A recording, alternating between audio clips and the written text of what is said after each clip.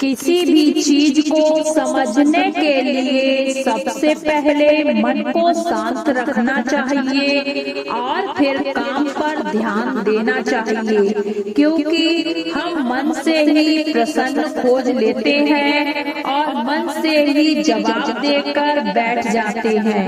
भगवान श्री कृष्ण ने मन को शांत रखने के लिए दो चीजें बताई हैं। भगवान श्री कृष्ण कहते हैं, मन का बेचैन होना उसका स्वभाव है। हमारे मन को लगता है कि अगर वह अलग अलग बातों के बारे में सोचता रहेगा तो हमें आने वाली हर मुश्किल और मुसीबत से बचा लेगा, पर ऐसा होता नहीं है। हम अपने जीवन का काफी समय सोच विचार करके परेशान होने में निकाल देते हैं। भगवान श्री कृष्ण कहते हैं कि मन का यह स्वभाव बदलना मुश्किल है, असंभव नहीं। अच्छा, अब आप एक बात बताइए, क्या आप कौवे को कह सकते हैं कि वो काव काव की आवाज ना करे, या फिर क्या आप किसी मेढक को कह सकते हैं कि वह पानी देखते ही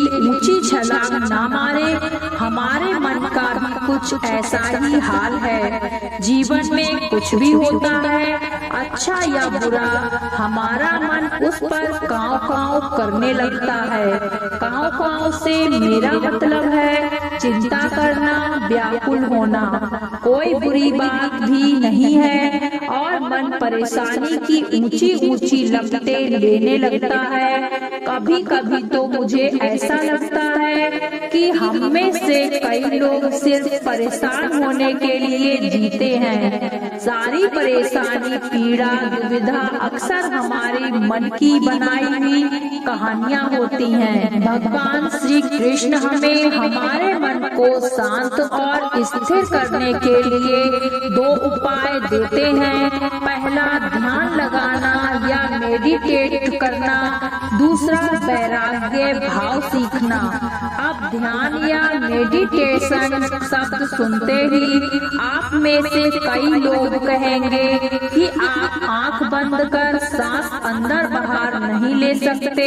यहाँ हम सब गलती कर बैठते हैं। मेडिटेशन या ध्यान का मतलब सिर्फ आंख बंद कर बैठना नहीं होता। मेडिटेशन का मतलब होता है अपना पूरा ध्यान किसी चीज पर लगाना और उसे हटने नहीं देना। अगर आप रोटी बना रहे हैं तो सिर्फ उस बात पर ध्यान दीजिए। अगर आप पिक्चर देख रहे हैं तो अपना पूरा ध्यान पिक्चर पर लगाएं। यह मत सोचिए कि पिक्चर देखकर आप अपना कितना वक्त बर्बाद कर रहे हैं। जब आप जीवन के हर छोटे बड़े काम को पूरे ध्यान से करते हैं तो आपका जीवन भी एक मेडिटेशन बन जाता है। ऐसे जीवन में शांति, स्थिरता, साहस और सफलता का होना अनिवार्य है। वैराग्य भाव। वैराग्य का अर्थ यह नहीं है कि आप सब कुछ छोड़कर जंगल में जाकर बैठ जाएं। वैराग्य का सच्चा अर्थ है कि आप जो काम कर रहे हैं उसका क्या नतीजा या रिजल्ट निकलेगा उसकी चिंता ना करें। जैसे अगर आपने कई इंटरव्यू दिया है, आप यह कह सकते हैं कि पूरे मन से तैयारी करें और अपना बेस्ट देकर आ जाएं।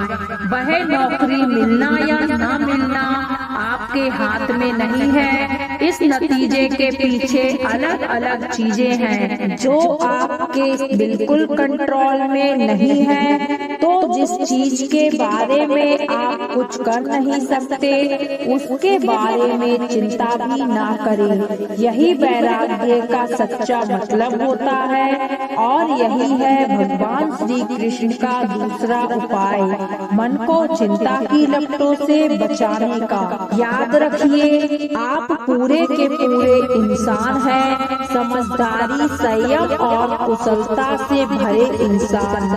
आपका मन मन जब भी कौवे की तरह अलग अलग बातों पर आपको परेशान करने लगे, तब अपने मन को भी प्यार से समझाइए और शांत कर लीजिए। बस अपने ऊपर विश्वास रखिए कि आप कभी अपना बुरा नहीं होने देंगे। जीवन में परेशानियां तभी आती हैं जब मनुष्य उसे सहन करने लगता है। हर समस्या का अगर डटकर सामना करेंगे तो समस्याओं का समाधान भी होगा और धीरे धीरे समस्याएं खत्म भी होने लगेंगी। इस लेख के माध्यम से समझते हैं कि जीवन में दुर्बलता कितना बड़ा अभिशाप हो सकता है। कमजोर को कभी नहीं सताना चाहिए, ये सबसे बड़ा पाप है। ऐसे व्यक्ति को प्रभु कभी माफ नहीं करते जो कमजोर लोगों को सताता है। कहावत है कि भगवान के यहाँ देर है अंधेर नहीं, भगवान की लाठी में आवाज नहीं होती। यह आम आदमी का मनोविज्ञान है कि वह मजबूत से डरता है पर दुर्बल को सताता है और अंत समय में इसका दुष्प्रभाव झेलता है। अक्सर सशक्त व्यक्ति मजबूर और लाचार लोगों का शोषण करते हैं। इस संदर्भ में कबीर दास जी का दोहा है, दुर्बल को ना सताइए जाकी मोटी हाय, मरी खल की सांस से लोहा भस्म हो जाए। काफी सार्थक है। कबीर दास जी कहते हैं किसी को निर्बल समझकर उसका शोषण नहीं करना चाहिए, क्योंकि उसकी हाय का असर कहीं ना कहीं होता है। शक्तिशाली व्यक्ति को कभी अपनी ताकत के घमंड में चूर होकर किसी अशक्त पर अत्याचार नहीं करना चाहिए। दुखी व्यक्ति की बददुआओं से समस्त कुल का नाश हो जाता है। रावण, कंस, होलिका, हिरण्यकश्यप आदि इनके ज्वलंत उदाहरण हैं। सभी को ईश्वर की कृति समझकर उनका सम्मान करना चाहिए। हमेशा अपने हृदय में भगवान को स्थापित करना चाहिए, क्योंकि उसके स्मरण से समस्त पाप का अंत हो जाता है। जब हृदय में पवित्रता, विचारों, सत्कार्यों का स्थान होता है तो पाप और अवगुण अपने आप ही दूर होने चले जाते हैं। देह का रंग देखकर गर्व मत करो, यह भले ही कितनी भी सुंदर हो, इसे एक रोज समाप्त हो ही जानी है। एक बार देह को छोड़ देने पर फिर इसे प्राप्त नहीं किया जा सकता है। किसी वस्तु को देखकर गर्व नहीं करना चाहिए, चाहे वह पद, शक्ति, धन, साम्राज्य ही क्यों ना हो, कारण कि जीवन की अंतिम सच्चाई मृत्यु है। इसलिए प्रभु की भक्ति ही जीवन का आधार है। जब प्राणी दुखी होता है तब उसे हरि की याद आती है, दुख में ईश्वर को याद करता है, सुख हो तो भूल जाता है।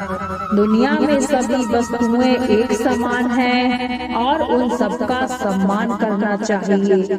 इसलिए सबल निर्बल सभी को एक नजरिए से देखने की दृष्टि होनी चाहिए। एक कहावत है कि दुर्बलता एक अभिशाप है, क्योंकि ऐसा व्यक्ति ही हर तरह की मार खाता है। शरीर और मन दोनों की असक्तता कौन अधिक बड़ा अभिशाप है, यह बताना कठिन है, पर इन दोनों शक्तियों का समन्वय ही सफलता का कारण रहा है। संसार में अनेक दुष्कर्मों को पाप की संज्ञा दी जाती है। चोरी करना, हत्या, दुराचार, झूठ बोलना, धोखा देना, विश्वासघात करना, किसी को पीड़ा, नुकसान पहुंचाना आदि पाप कर्म कहे जाते हैं। लेकिन एक और भी बड़ा पाप होता है, वह है कमजोर होना। दुर्बलता से अन्य पापों को प्रोत्साहन मिलता है। निर्बल आदमी ही पाप में जल्दी प्रवृत्त होता है। स्वामी विवेकानंद जी ने कहा है, कमजोरी कभी न हटने वाला बोझ और यह षड्यंत्र है, इसका नाम ही मृत्यु है। हमारे बहुत से दुखों का कारण भी यही है। सारी दुर्जनता निर्बलता की ही देन है, जिसमें कोई शक्ति नहीं है। इसलिए साहस सबसे बड़ी सबलता है। जिसमें साहस नहीं, वह अपने या अपने पड़ोसी पर होने वाले अत्याचारों के विरुद्ध कैसे आवाज उठा सकेगा। अत्याचार सहन करना, उसे समाज में होते देखना भी कम बड़ा अन्याय नहीं है। इससे दूसरों को अन्याय करने का प्रोत्साहन मिलता है। इस संघर्ष प्रधान संसार में ससम्मान जीवित रहने का हक उन्हीं को है जो शक्तिवान हैं।